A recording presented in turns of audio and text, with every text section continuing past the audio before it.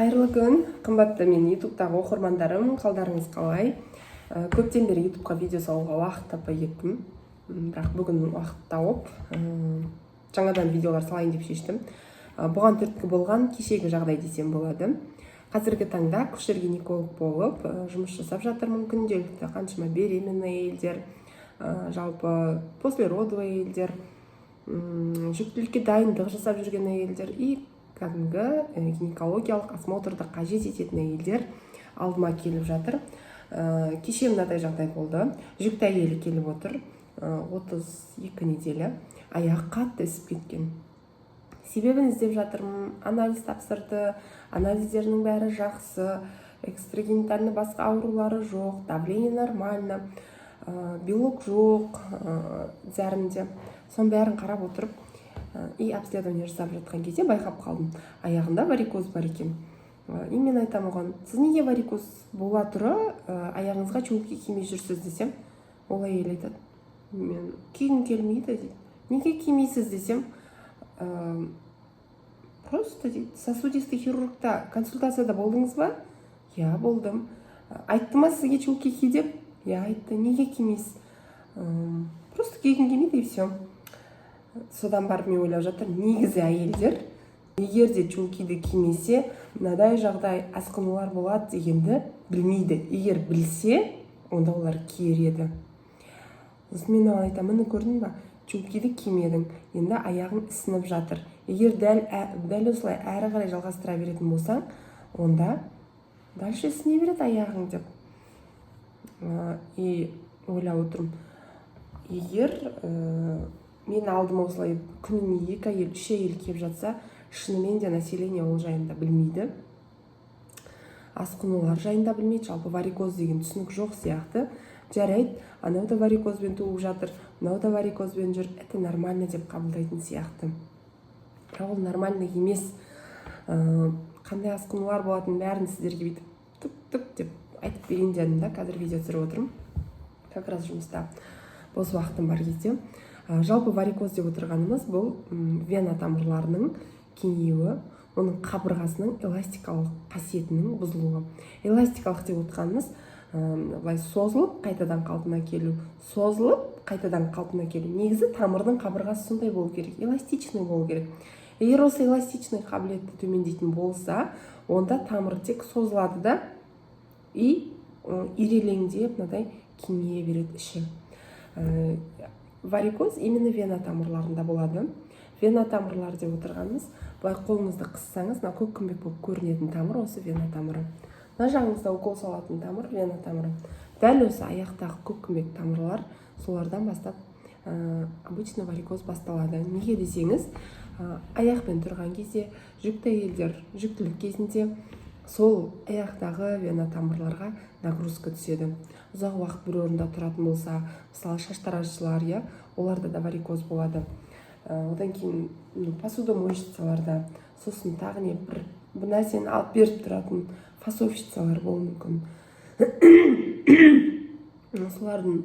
Олардың барлығында варикоз даму қаупі бар жұмысшылар, жұмыс түрлері болып саналады. Енді осы варикоз кезінде тамырдың қабырғасының өзінің майда поралары болады. Қараңызшы, қазірге көрсетем. Сізге. Қараңыз, мынау сіздің аяғыңыз. Мысалы.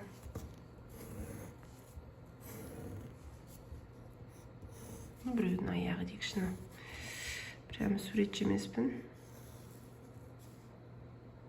Мынандай 5 пайы бар, бір әйелдік. Енді қараңыз, бұның аяғында мынадай вена тамырлары бар. Вена тамырының ішіндегі қан үнемі жоғары қарай бағытталады. Мына жерде оның қақпақшалары болады. Мынадай қақпақшалары болады. То есть қан былай қарай жоғары айдалады, напормен бүйтіп итереді. Сол кезде бүйтіп қан кетеді да, қайтадан төмен қарай келмес үшін мына қақпақшаларды бүйтіп жауып қалады. Қан тамырларының бойында қақпақшалар жабылып қалады. И бұл тамыр әрі қарай кетеді. Осылай өкпеге дейін барады и жүрекке барады. Негізі мынаның ішінде көмірқышқыл газы бар. СО2 иә. Осы көмірқышқыл газынан тазалап отыратын тамыр болып саналады. Енді қараңыз, варикоз кезінде мынаның стенкасы нашарлайды тамырдың, плюс мына қақпақшалар нашарлайды. Сондықтан мына жерге қарай жоғары жіберген қан қайтадан кері қарай ағады. Мына тамыр бітіп кеңейеді. Осылай кеңейген кезде біздің көзімізге көрінеді. Соған байланысты варикозды біз бөлеміз. Екі топқа бөліп қарастырамыз. Беткей, яғни сіздің көзіңізге көрініп тұрған майда тамырлардың варикозы, екіншісі терең.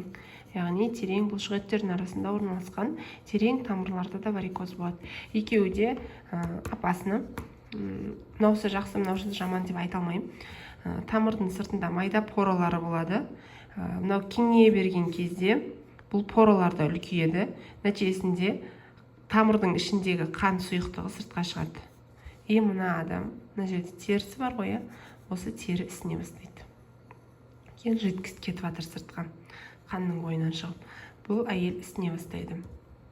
Осындай жағдай болмас үшін міндетті түрде чулки кию керек. Чулки не істейді? Мынаның сыртын былай қысып тұрады. Сол кезде қысып тұрған кезде мыналардан қан сыртқа қарай көп шықпайды. Жидкость көп шықпайды, ісіну болмайды. Ісіну болмас үшін міндетті түрде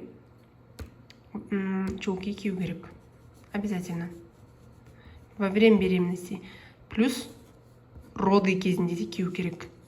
Неге? Мынау варикоздың өзінің стадиялары бар. Қазір оны да көрсетем. Варикоздың бірінші стадиясы бар. Мұны көріп тұрсыздар, иә? Бірінші стадиясы. Бұл кезде майда тамырлар көрінеді. Жұлдыз сияқты болып. Екінші стадиясы уже үлкен тамырлар мынадай ерелең болып көрінеді. Бұл екінші стадия.